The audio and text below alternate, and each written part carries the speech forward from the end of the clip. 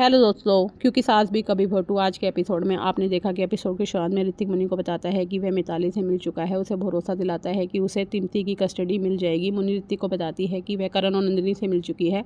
ऋतिक उनसे मिलने जाता है और देखता है कि समीरा परेशान है। ऋतिक समीरा से पूछता है, लेकिन वह ठीक से जवाब नहीं देती और ऋतिक करण और नंदिनी से मिलने चला जाता है। करण और नंदिनी ऋतिक के सामने सामान्य व्यवहार करते हैं और ऋतिक उनके सामने अपनी खुशी जाहिर करता है। ऋतिक करण से कहता है कि उन्हें देखकर उसे बहुत खुशी हुई। करण ऋतिक से पूछता है कि वह शादी क्यों कर रहा है, क्योंकि पत्नी बहुत ताने मारती है। ऋतिक स्थिति को समझ नहीं पाता और चला जाता है। ऋतिक समीरा से पूछता है वह क्यों रो रही है और क्या हुआ है। समीरा ऋतिक से झूठ बोलती है और ऋतिक उससे पूछता है कि क्या हुआ है।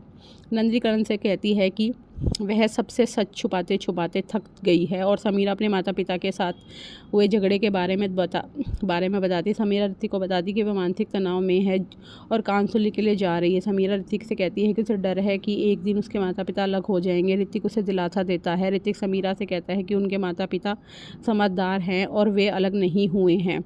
नंदिनी करण से कहती है कि वह शादी के बाद अलग होना चाहती है। वे सबके सामने इसकी घोषणा करेगी। नंदिनी करण से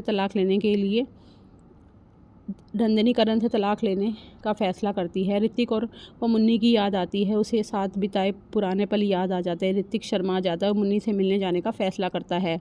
मुन्नी ऋतिक से पूछती है कि वह यहाँ क्यों आया है और ऋतिक मुन्नी को बताता है कि वह उसके लिए वड़ा पाव लाया है। मुन्नी ऋतिक से कहती है कि वह इस समय उससे मिलने नहीं आ सकती। ऋतिक मुन्नी से उसे आमंत्रित करने के लिए कहता है।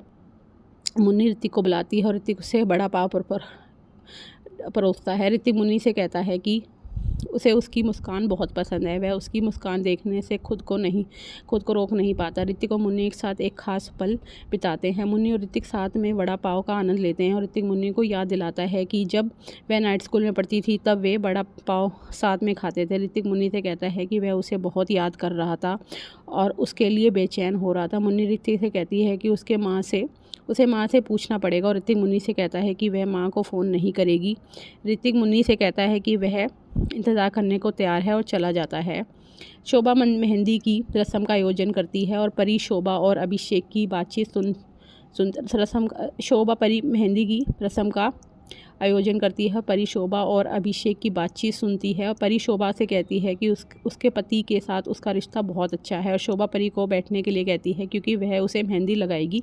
शोभा अपने जीवन साथी के साथ अपनी निजी अनुभव साझा करती है और परी शोभा से कहती है कि उसे अपने जीवन में इससे बेहतर जीवन साथी पाने के बारे में कभी नहीं सोचा था। परी शोभा से कहती है कि वह रणविजय के कारण स्वार्थी हो गई थी और उसने अजय जैसे अच्छे इंसान को नज़रअंदाज कर दिया था।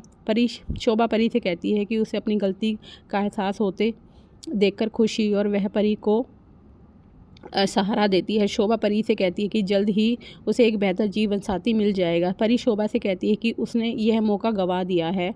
मेहंदी की रस्म शुरू हो जाती है। सभी लोग समारोह का आनंद लेते हैं।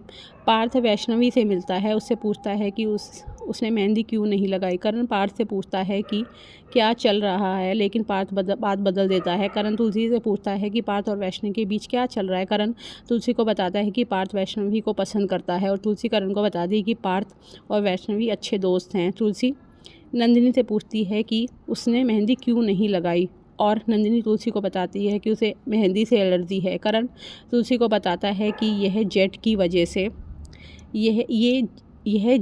वजह से है और करण तुलसी को यह भी बताता है कि नंदी भारत में ही रहना चाहती है। तुलसी करण से नंदिनी की भावना को समझने के लिए कहती है और नंदिनी से बात करने का फैसला करती है। अब आगे के एपिसोड में आप देखिएगी क्या तुलसी नंदिनी और करण के बीच में सुलह कर पाएगी और नंदिनी और करण के तलाक को रोक पाएगी। अब आगे का एपिसोड जानने के लिए हमारे चैनल को लाइक और सब्सक्राइब कीजिए।